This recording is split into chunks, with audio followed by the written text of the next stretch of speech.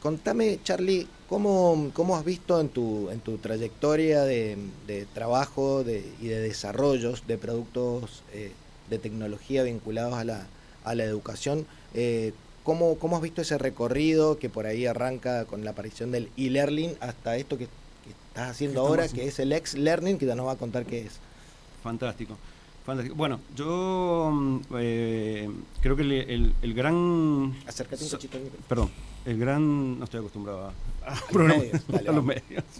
El gran salto o sea, la innovación empieza para nosotros con el e-learning, o sea, como la conocemos nosotros. Obviamente que siempre ha habido tecnología vinculada a la educación, pero Para el pasarlo a castellano, que nos gusta hacer eso acá en el cruce. es el aprendizaje no presencial. no presencial, digital, por medios digitales. Bien. O sea, es aprendizaje por medios digitales, e-learning, ¿no? Entonces, como te decían, nosotros a partir de la segunda mitad de los 90 empieza esto a tener gran presencia, primero porque rompe dos barreras, ¿no? Que es el espacio físico, digamos, el lugar y el tiempo en el que el alumno o el colaborador en una empresa se capacita. O sea, la base del e-learning está en que no solamente no hace falta estar físicamente, sino que podés acceder a los contenidos en cualquier momento. En el momento que vos quieras. A eso le llamamos asincrónico, digamos. Así. O sea, no tenés que estar en el mismo lugar en el mismo momento. Entonces eso es, bueno, el gran aporte del e-learning es eso, digitalización de contenidos para la educación y romper estas dos barreras que es el lugar físico y eso en los 90. Eso empezó en los 90. Y de a poco las instituciones educativas empezaron a abrir áreas de e-learning o alguna claro, otra opción. Como todo, Gonzalo, primero era medio de nicho, ¿no? Porque las universidades tenían que tener cierto tipo de conexiones, cierto tipo de equipamientos. ¿Qué pasa? ¿Qué pasa en la medida de los 90? Internet. Internet pública, digamos. Entonces, eso ya se empieza a distribuir con otros costos y otros alcances. Entonces, ese fue como el punto clave del e-learning, porque ya ahí sí lo podía hacer cualquiera desde cualquier lugar con la conectividad que nos permitía el Internet. Pero bueno, eso fue evolucionando de alguna manera y en la pandemia pasó algo. Por supuesto. ese fue un cambio paradigmático, digamos. Pasó algo muy interesante, y siempre cuando hay un hecho, digamos, de tal envergadura como fue la pandemia, la tecnología se pone las pilas, por decirlo de alguna manera, para resolverlo. Entonces, ¿qué pasó? Tenías personas que estaban acostumbradas o que estaban habituadas a estar en el claustro universitario, en un laboratorio, con equipamientos de alta gama y con cierta conectividad, se fueron a su casa con un celular de gama media o baja y con conexión 3G o 4G. Entonces ahí hubo un nuevo quiebre de esto, que decías, ¿cómo distribuimos democráticamente todos estos contenidos digitales si los tengo a los chicos en la casa y los voy a tener encerrados ahí? Entonces ahí lo que se hace desde la tecnología es poder hacer que la distribución de esos contenidos sea masiva. Entonces, ¿y eso cómo se logra? ¿O cómo se logró? Bueno, nosotros, desde X-Learning Space, lo hicimos a través de generar herramientas de fácil distribución. O sea, que vos las pudieras ver. Si tenías conexión como para poder ver un video de YouTube, pudieras acceder a cursos de realidad virtual para poder hacerlos. O sea, trataron de simplificar el acceso, básicamente. Simplificar y me gusta usar la palabra democratizarlo, o sea, que todos pudieran tener... No necesito un equipamiento especial, no tengo que tener unas gafas de realidad virtual, algo de tecnología compleja. ¿Cómo es el asunto? Bueno, a ver, ahí estamos hablando, pues empezamos viendo el tema del e-learning. El e-learning digitaliza contenido, o sea que vos podías ver un PDF, podías ver un videíto y tal. Cuando nosotros lo incorporamos el concepto de X-Learning, que es aprender haciendo, digamos, porque vos podés considerar que una persona leyó un contenido, lo aprobó o no lo aprobó, pero no sabes si realmente sabe hacer eso que aprendió en la teoría. Entonces nosotros lo que hicimos fue desarrollar, para decirlo en simple, una especie de videojuegos donde vos tenés un camino, digamos, académico o de ¿cómo diríamos?, de aprendizaje, una ruta de aprendizaje que la podés ir midiendo en cada momento cómo el alumno va aprendiendo así. Al principio, ahí contesto tu pregunta, quería dar esa introducción porque estábamos hablando de e-learning para pasar al X-Learning, que es aprender haciendo, ¿no? Aprender dentro de la experiencia, ¿no? porque vos decías que digitalizamos contenidos con el E-learning. e-learning, con esto digitalizamos experiencias. ¿Qué pasaba? Veníamos del casco de realidad virtual, ¿no? Los MetaQuest o los Oculus en aquel momento, y son equipamientos muy caros que solo podían tener acceso a algún tipo de universidades o algún tipo de empresas, y que la distribución es dificilísima. La mayoría de las personas no hemos usado. Yo he tenido alguna oportunidad así como para probar, pero no es algo que los cascos de realidad virtual, salvo, no sé, en alguna casa de videojuegos, claro. Ahí sí, pero si no... y tiene un elemento más, que es, mucha gente se marea con eso, ¿no? O sea, tiene una cuestión que es física, digamos, fisiológica. Bueno, entonces ¿qué pasaba? Tenías esos cascos, tenías esas necesidades de tecnología muy avanzada, y te fuiste a la pandemia y te quedaste en tu casa con un celular. Entonces, ¿qué hicimos? Llevar este universo virtual o digital a través de herramientas que desarrollamos a multidispositivos. O sea, que lo puedo ver en la tablet, lo puedo ver en el casco si tuviera el casco, puedo meterme en este universo digital o a esta simulación de realidad virtual, y del celular, la tablet o, como te decía, el casco. Sí, Charlie, y estamos como atravesando desde el universo de la educación tradicional que hemos conocido, con un camino ya más por el e-learning, y ahora estamos en un universo bastante más desarrollado que nos estás contando. Me cuesta visualizarlo en la práctica. ¿Cómo es? Suponte para una cátedra determinada, para un espacio educativo determinado, ¿cómo funciona? O para una empresa, porque entiendo que este servicio también lo venden a empresas. A empresas, ¿no? sí, seguro. Mira, o sea, en la práctica vos tenés vamos a llevarlo a un caso, primero, muy simple. Vos no podrías aprender a conducir un auto mirando un video. Tenés que sentarte en el auto y hacerlo, ¿no? Ese sería como el concepto simple y básico donde nace esta historia. Así lo podés llevar a maquinarias, podés llevar a trabajos de riesgo en una mina, a cuestiones de salud, como hacer un RCP o cómo hacer una intervención quirúrgica o poner una sonda y tal. Entonces, vos lo podés aprender en el libro. Sí, se hace así, se pone así y tal. Pero hay una primera aproximación. Una aproximación. Ahí... Eso es lo que hacía el e-learning, por ejemplo. Claro.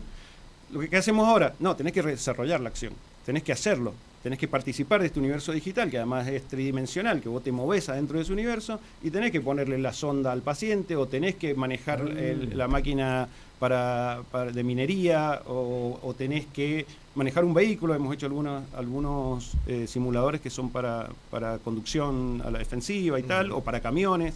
Entonces ya estás interactuando, y lo más importante de esto es que no seguís un recorrido lineal. O sea, vos podés encontrarte con cuestiones inesperadas, tenés que resolver en tiempo real lo que te pasaría en un mundo real. Entonces ya es una aproximación muchísimo más cercana. Es un videojuego educativo con una linealidad de cuestiones que ustedes consideran que tienen que cumplirse, digamos. Sí, yo creo que es más. O sea, es buena la analogía con el videojuego educativo, pero es más que un videojuego educativo, porque hay una capa más que se integra a este videojuego educativo, como le llamás, que es la analítica de los datos. O sea, la analítica de datos, no de datos si terminó o no terminó, no de datos, de cúmulo de datos, sino de datos de comportamiento. O sea, vos sabés que todos aprendemos diferente, ¿no? O sea, entonces, lo que vas haciendo es un patrón de comportamiento, un perfilamiento, donde vos sabés, Gonzalo aprende de tal manera, el mismo caso, Javier aprende de otra, y tenés, a través de la inteligencia artificial, sacás datos de comportamiento y perfilamiento de los usuarios, y podés ser muchísimo más quirúrgico en tu intervención como docente, por ejemplo. O sea, ustedes están también analizando la manera en la que el jugador de ese videojuego va reaccionando ante las distintas cosas que aparecen ahí, y esa información después es ¿para quién? Para la institución, para la empresa, también es información para el estudiante. Esa información es en esos tres ejes, o sea, va a la institución o a la empresa, pero dentro del contexto del simulador que estamos viendo, ¿no? Esos datos son solo para el fin que tienen en ese comportamiento. Sobre todo, es una herramienta de utilidad muy grande en la academia, porque vos sabés cómo aprende cada alumno, no si aprobó o desaprobó, sino todo el recorrido. Yo siempre hago una analogía con el e-learning. Vos tenés la foto, o el docente, por ejemplo, vamos a ir al que me pregunta Javier, que es por el tema de la docencia. El docente tiene la foto, o sea, sabe, sacó el 90%, sacó 80%. Acá la analogía es, tenés el video, vos ves cómo llegó a ese resultado, ¿no? Y en la empresa es igual, pero para colaboradores y para cuestiones críticas también, no sé, como la minería, que está muy... Charlie, se me ocurre, digo, primero, se me ocurre aplicarlo en el seminario sobre imagen corporativa, que es la cátedra que me toca en la UNC. Fuera de eso, digo... Un cruce más. Claro, un cruce más. El equipo que tenés detrás de la herramienta final, entonces es un equipo súper multidisciplinar. Es un equipo multidisciplinario, o sea, multidisciplinario. Ahí empieza desde el equipo que hace la preproducción, el levantamiento de contenidos, del caso, ¿no? Nosotros también siempre decimos que es una co-construcción, o sea, no es que nosotros no somos expertos en todos los temas, nosotros somos expertos en tecnología educativa, pero no somos expertos en la cátedra que das vos, por ejemplo. Entiendo. Entonces es una co-construcción. Vos, junto con el docente, o en el caso con el jefe de capacitación de una empresa, lo que fuera, vas construyendo, te dicen cuál es el dolor que tienen, cuál es el problema, y tenemos ese levantamiento de preproducción, un equipo de diseño instruccional, que son los que median esos contenidos en que sean objetos de aprendizaje que cumplan con lo que querés que se haga en esa simulación, y después desarrolladores 3D, desarrolladores visuales con inteligencia artificial, que utilizan inteligencia artificial, y desarrolladores programadores. Sí, se me ocurre una que va bien te contamos que siempre tratamos, al menos en mi parte aquí, de meter el tema del branding, el posicionamiento, la identidad y la imagen y la educación. Hablamos de la educación, te tiro una imagen que se me ocurre que es interesante, y si tenés caso sería buenísimo, que es al hacerme yo como organización, ya sea una institución educativa o una empresa, de esta herramienta, también me suma desde el nivel desde el aspecto de la imagen y el posicionamiento, porque estoy usando una herramienta de alto valor que me da muchos datos bastante más finos, si se quiere, ¿no? Completamente. Y de hecho nosotros por ejemplo trabajamos mucho con Chile y con México. En México hay un polo tecnológico, pero también académico, en la ciudad de Querétaro. Estamos trabajando con la Universidad Central de Querétaro, que ellos se quieren poner como el faro digital o el faro de innovación de las universidades, ¿no? Y por eso, obviamente, te da mucha visibilidad, y además que estás a la vanguardia, digamos, de una tecnología que realmente te da la diferencia, ¿no? Charlie, y ya para ir cerrando, tu equipo de trabajo, el equipo de trabajo de X-Learning Space, está en distintos lugares. ¿Cómo es esa experiencia? Contame un poquito sobre eso. Sí, estamos distribuidos completamente. Yo vivo en la ciudad de Córdoba. ¿Sos mendocino? Soy mendocino, sí, mendocino, trabajé muchísimo acá. Hay chicos del equipo que están en Mendoza, justamente. Hay chicos que están en México y en Chile. Gran parte del equipo también está en Chile. Y tenemos también parte del equipo en República Dominicana. O sea, estamos absolutamente distribuidos. Bien, y te hago la última, está vinculado con eso, pero también con lo que conversábamos con los invitados anteriores, en relación a la discusión más, si se quiere, filosófica o quizás hasta ideológica sobre el avance de la digitalidad y el vínculo que tenemos con lo digital y sobre todo con los dispositivos, con los teléfonos o los cascos virtuales. ¿Vos de qué lado estás? Si es que estás de algún lado, del lado de los que dicen que esto ayuda a conectar, o del lado de los que dicen que esto en realidad es una ilusión de conexión y en realidad nos aísla.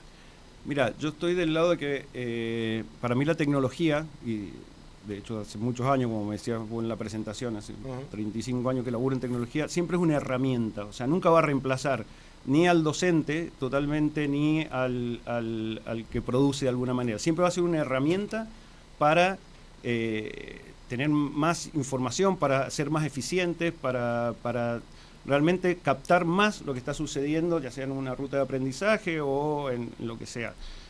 Para mí es un apoyo, y no podés usar herramientas. Vamos a ir al tema de la inteligencia artificial, Gonzalo, que es lo que más está como de moda, y todo el mundo usa inteligencia artificial. Vos, si no sos diseñador, vas a hacer los afiches de inteligencia que hace inteligencia artificial, todos iguales. Y lo estás viendo, ¿no? Vos, ya sé. Javier, sos... Ya sé. Pero si sos diseñador, podés usar la inteligencia artificial como una herramienta para laburo. potenciarlo y ser mejor. Entonces Totalmente. Acá hay una pregunta de una oyente, nos escribe Alejandra Brunet. Dice, pregunta para Charlie, el X-Learning, ¿sirve para todas las carreras universitarias? Por ejemplo, para turismo, ¿serviría? Sí, por supuesto. Sirve para todas las carreras y para cualquier... Es absolutamente transversal, Alejandra, gracias por la pregunta. Porque no es solo de resolver mediante la experiencia situaciones mecánicas o de manejo, lo que daba como ejemplo, porque es lo que más se entiende, sino también tenemos muchos de habilidades blandas, de saber cómo, de onboarding, de vos podés decir cómo tenés que tratar a otra persona. De hecho, hacemos cursos que son de acoso laboral y sexual, o sea, y todo tiene que ver con situaciones. O sea, acá lo importante es que vos estás en una situación real, en un universo protegido, porque no lo estás haciendo en el mundo real con las consecuencias que eso tiene. Entonces sí, es transversal a todas las carreras. Charlie, vamos cerrando entonces.